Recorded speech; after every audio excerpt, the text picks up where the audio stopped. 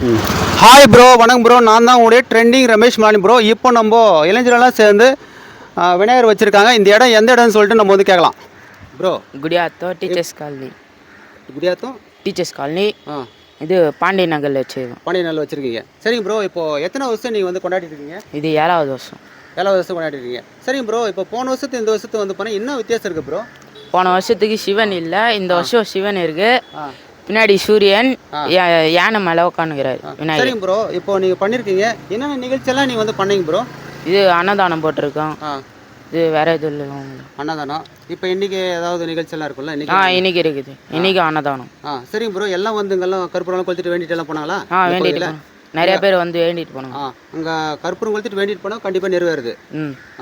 சரிங்க ப்ரோ, உங்களுக்கு ரொம்ப சந்தோஷமா இருக்கா? சந்தோஷம். போன வருஷத்துல இந்த வருஷம் அதிகமாக இருக்குது சந்தோஷம். ஓகே, அதாவது பாருங்கள், டீச்சர்ஸ் காலனியில் பாண்டியன் நகரில் நம்ம இளைஞர்களெல்லாம் சேர்ந்து சூப்பராக வச்சுருக்காங்க.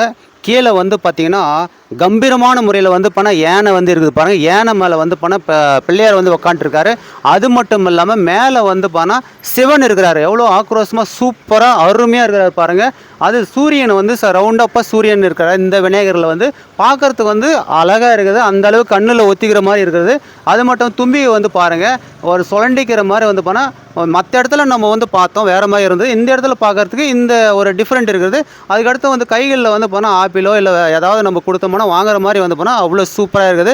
இதில் இதுதான் வந்து போனால் இந்த புதுமையான ஒரு விநாயகரை வந்து நம்ம வந்து பார்த்துருக்குறோம்.